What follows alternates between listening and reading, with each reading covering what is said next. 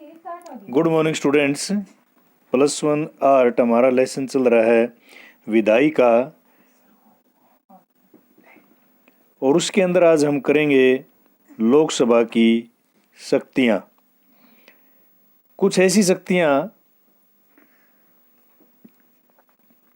जिनका प्रयोग केवल लोकसभा ही कर सकती है। केवल लोकसभा में ही धन विधेयक प्रस्तुत किए जा सकते हैं और वहीं उसे संशोधित या अस्वीकृत कर सकती है। मंत्रिपरिषद केवल लोकसभा के प्रति उत्तरदायी है और राज्यसभा के प्रति नहीं। अतः राज्यसभा सरकार की आलोचना तो कर सकती है पर उसे हटा नहीं सकती। देखो, ये हमने किया था पहले कि राज्यसभा की शक्तियां। कार्यपालिका अर्थ है सरकार। सरकार लोकसभा के प्रति जवाबदेह होती है। हालांकि मंत्रियों को राज्यसभा में भी उनके क्वेश्चन के आंसर देने होते हैं, लेकिन राज्यसभा उनको हटा नहीं सकती। हाँ, लोकसभा सरकार को हटा सकती है, उनके खिलाफ अविश्वास प्रस्ताव ला करके, और मंत्री परिषद को और सरकार को हटा सकती है। और इस प्रकार के अविश्वास प्रस्ताव हमारे देश में कई बार आ चुके हैं और कई बार सरकारें 5 साल से पहले भी हटी हैं। ये शक्तियां केवल लोकसभा के पास हैं। और वित्त संबंधी शक्तियां यानी धन विधेयक लोकसभा में ही पेश किया जाता है। पहले राष्ट्रपति की परमिशन होती है। अन्य सभी कानूनों के अंदर पहले राष्ट्रपति से परमिशन नहीं लेनी पड़ती। क्या आप बता सकते हैं ऐसा क्यों है? राज्यसभा को जनता नहीं बल्कि विधायक चुनते हैं। अतः संविधान ने राज्यसभा को लोकसभा के बराबर शक्तियां नहीं दी। संविधान द्वारा अपनाई गई लोकतांत्रिक व्यवस्था में जनता के पास अंतिम शक्ति होती है। इस तर्क के अनुसार जनता के द्वारा प्रत्यक्ष विधि से निर्वाचित प्रतिनिधियों के पास ही सरकार को हटाने और वित्त पर नियंत्रण करने की शक्ति होनी चाहिए। क्योंकि राज्यसभा के सदस्यों को हमारे एमएलए चुनते हैं, हम डायरेक्ट नहीं चुनते। इसलिए लोकसभा के पास शक्तियां ज्यादा है, क्योंकि लोकसभा के सदस्यों को जनता चुनती है। इसके अतिरिक्त सामान्य और संवैधानिक विधेयक को पारित करने, राष्ट्रपति पर महाभियोग लगाने तथा उपराष्ट्रपति को हटाने आदि संबंध में लोकसभा और राज्यसभा की शक्तियां समान होती हैं। यानी राष्ट्रपति को हटाने के लिए, उपराष्ट्रपति को हटाने के लिए जो महाभियोग चलाया जाता है उसमें शक्तियां बराबर हैं, लेकिन खजाने के मामले में इनकी शक्तियां अलग अलग होती हैं। देखो, तो लोकसभा का खजाने पर नियंत्रण है, इसलिए वह ज्यादा शक्तिशाली होती है। संसद कैसे काम करती है ये हमने पहले ही पढ़ा था और इसमें हम आगे देखते हैं। देखिए, ये पूरा चार्ट आया, इसमें जनता की इच्छा, इसके अंदर ये देखो, जैसे ये अलग अलग समिति रिपोर्ट देती है, विधेयक समिति के पास भेजा जाता है और उस पर संसद चर्चा करती है। और ये जो विधेयक है यानी कानून बनने से पहले कोई भी संसद के अंदर चर्चा होती है उसको हम कहते हैं विधेयक। वो विधेयक जब पास हो जाता है तभी उसको हम कानून का रूप दे सकते हैं। देखो, जनता की इच्छा, समिति रिपोर्ट, फिर संसद रिपोर्ट को स्वीकार अस्वीकार करती है, सदन में विधेयक पर चर्चा होती है, विधेयक या तो पारित होता है या रद्द हो जाता है, दूसरे सदन में भेजते हैं। पहले एक में चर्चा होगी, उस पर 2-2, 3-3 दिन लगातार चर्चाएं होती रहती हैं।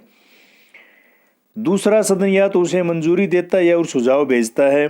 जरूरत पड़ने पर संसद की संयुक्त बैठक बुलाई जाती। कई बार ऐसा हुआ है कि एक सदन के अंदर बहुमत हो और दूसरे में ना हो, तो सरकार क्या करती है, उस कानून को पास करवाने के लिए संयुक्त अधिवेशन बुला लेती है, यानी लोकसभा और राज्यसभा का एक साथ, और फिर उसमें वोटिंग होती है। तो लगभग सरकार यानी लोकसभा में जिसका बहुमत होता है वे उस कानून को पास करवा लेते हैं। और यहाँ से वो विधेयक पास होने के बाद फिर जाता है राष्ट्रपति के पास, और राष्ट्रपति को अगर उसमें कोई कमी लगती है तो उसको वापस भी भेज सकता है। हाँ, कई बार ये सवाल उठता है, क्या राष्ट्रपति किसी विधेयक को बार बार भेज सकता है? नहीं।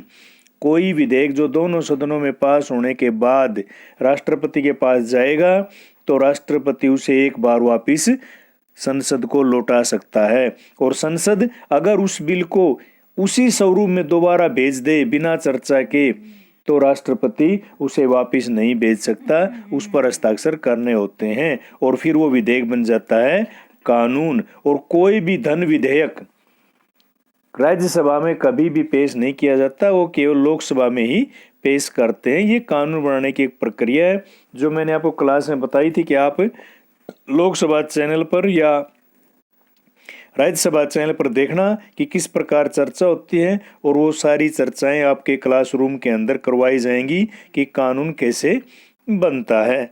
अब आगे देखिए इसमें विधेयक के विभिन्न प्रकार कि किस किस प्रकार के विधेयक होते हैं। सरकारी विधेयक यानी सरकार अगर कोई कानून बनाना चाहती है तो वो बिल सरकार द्वारा किसी मंत्री द्वारा पेश किया जाता है।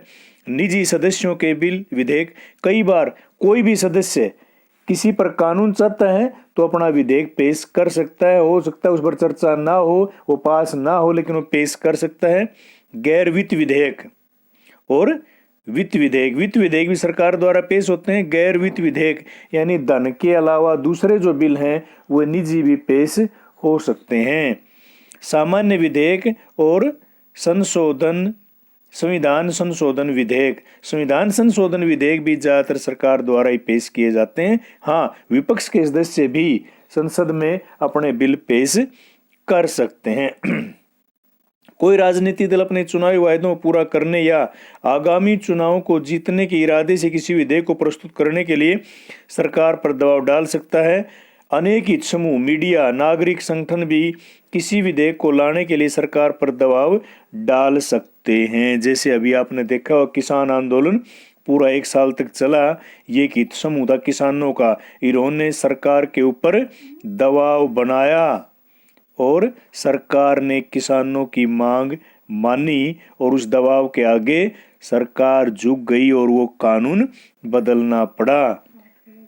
जैसे कानून को लागू करने के लिए संसाधनों को कहां से जुटाया जाएगा, विधेयक का कितना समर्थन और विरोध होगा, प्रस्तावित कानून में सत्तारूढ़ दल की चुनावी संभावनाएं क्या होंगी, ये सारी चीजें देखते हैं कि जो भी हम विधेयक पेश करेंगे या कानून बनाएंगे उससे हमें फायदा कितना होगा।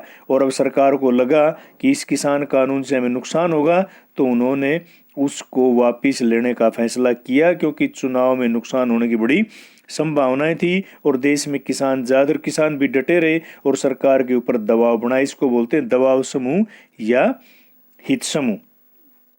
और कोई भी विधेयक जब मंत्रिमंडल उसे स्वीकृति देता है जिस पर कानून आधारित होता है, तब विधेयक का प्रारूप बनाने का कार्य शुरू होता है। विधेयक जिस मंत्रालय संबंध होता है वही मंत्रालय उसका प्रारूप बनाता है। उदाहरण के लिए लड़कियों के विवाह की उम्र 18 से बढ़ाकर 21 करनी है तो इस प्रारूप में विधि मंत्रालय बनाएगा और इससे महिला और बाल कल्याण मंत्रालय की भी भागीदारी होगी। अब इसमें बुक में दिया है कि बढ़ानी चाहिए और सरकार ने अभी आपको पता कि बढ़ा दी लड़कियों की विवाह की उम्र 18 से बढ़ाकर 21 वर्ष की। तो इसका प्रारूप किसने तैयार किया? विधि मंत्रालय, कानून मंत्रालय ने, और महिला और बाल कल्याण जो मंत्रालय था उसने इसका प्रारूप तैयार करने में विशेष योगदान दिया। और ये कानून अभी दोनों सदनों में पास हो गया है और राष्ट्रपति ने इस पर हस्ताक्षर भी कर दिए हैं। तो इस प्रकार संसद कोई भी काम करती है। अगले भाग के अंदर हम आगे की जो प्रक्रिया है और किस प्रकार धन विधेयक पेश होते हैं और किस प्रकार धन विधेयक को पास किया जाता है और राष्ट्रपति या राज्यसभा धन विधेयक को किस प्रकार से मंजूरी देते हैं, हम इसके बारे में आगे पढ़ेंगे। Thank you.